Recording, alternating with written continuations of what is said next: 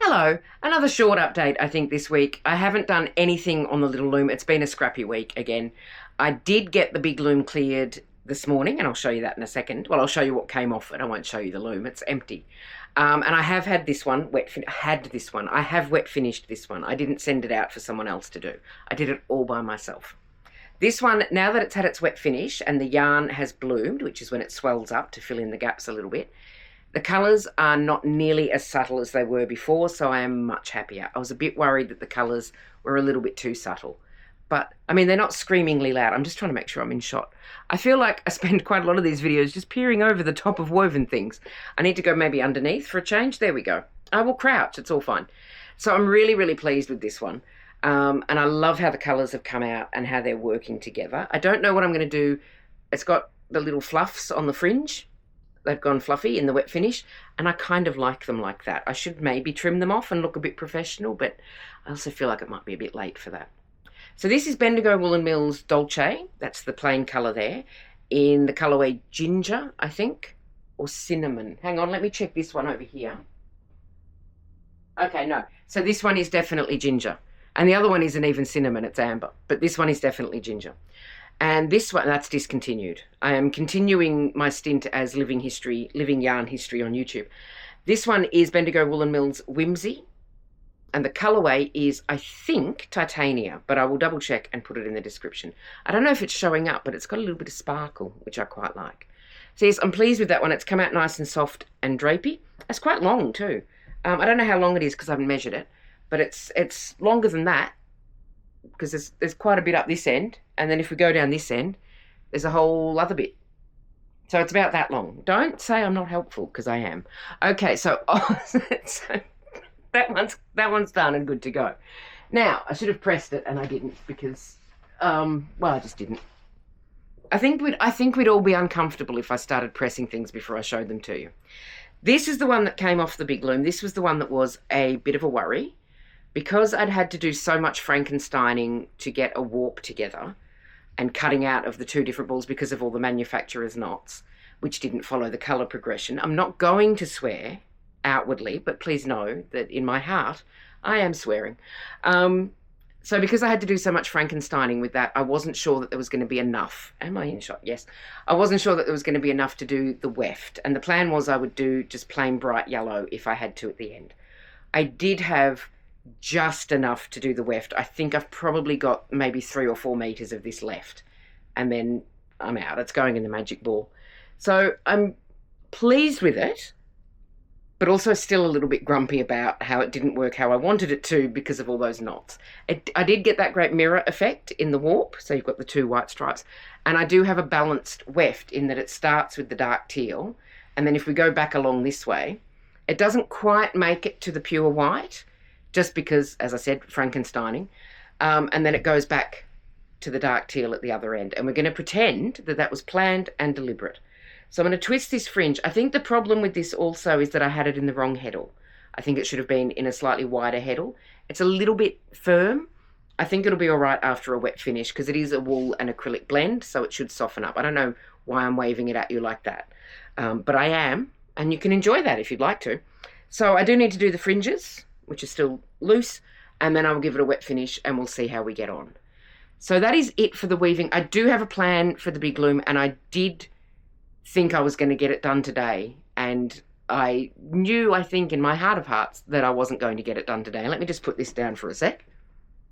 Right, so the plan is a clasped warp, which genuinely takes me twice as long to warp up. So I don't know where I thought I was getting the time today to do that before I did a video. It's 2 shades of orange, or it's an orange and a rustic. I'll show you next week. If my pattern is continuing, next week I will have the little loom finished and the big loom warped and slightly woven. So we can talk about it next week. If the planets align, I might just be able to hold it up for you. But the planets are not going to align, are they? I know. So the other thing I've been doing this week is more work on Bertie Bird, who is in shot first go. Well done, me.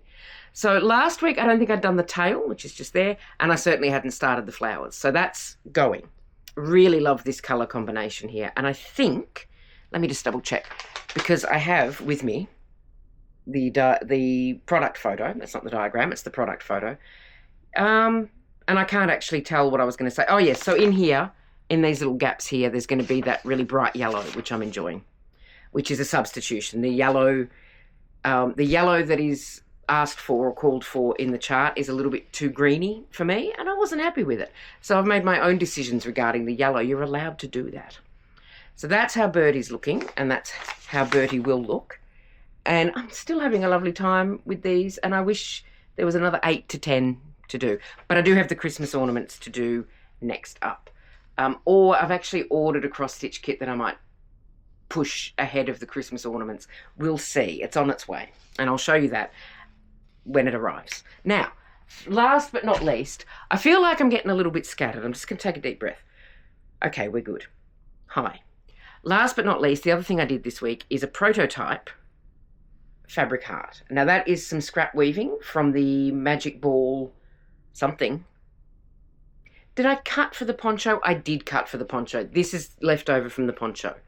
And this is just a prototype. So a few weeks ago, I found one of those quilted hearts at a local cafe. And I thought, what a lovely idea, leaving hearts around. I thought, what a beautiful idea. The groups that I've looked at all seem to make the hearts in the same general way, which is to sandwich the fabric in layers. So you have the top layer, some batting or stuffing or fluffy, and then a backing layer. Then they sew the heart, then they cut it out with pinking shears. Here's my problem. I do have pinking shears. They are so blunt. They are the bluntest things, and they're very hard to sharpen because they're all zigzaggy. The pinking shears are the ones that give you the zigzag, and they kind of finish an edge so it doesn't fray quite so much. So this was an attempt at doing a sewn and turned heart. So I sewed this right sides together. The other side is that. Put the fabric right sides together, put the ribbon between them to catch in the seam, and then turned it out and did some top stitching to flatten it out a little bit. And it's worked. Now, I'm going to make more of these. What I'm going to do with them, I don't know, because so far, all of the groups that I found for this sort of random act of kindness, leaving things for people, they've all been Facebook based. And I think there is one that is not entirely Facebook based. I'm just going to hold that up so you can look at it. So I'm having a bit of a think, because I don't mind it being on Facebook. I know Facebook's not great, but I don't like things that are entirely Facebook based. It just doesn't sit well. Anyway, that's a me problem. That's not a you problem. I just wanted to show you my prototype heart, which has got, you can see on the back, I've made one mistake. I didn't clip in there when I turned the seam, so that's caught a little bit. And you can see the top stitching on that side as well, if that's the sort of thing you're interested in. And let me know, because if you are, I can take some close-up photos. That is all I have for you this week. I'm going to make some more of these. I'm going to get the big loom warped up, probably not today, if we're honest. And the little loom will certainly have something happen to it. Hopefully, some weaving. But we'll see. You take care of yourself. Have a lovely rest of your week. Thank you so much for watching, especially at the end when it all went a bit, Take care. I will see you next time. Bye for now.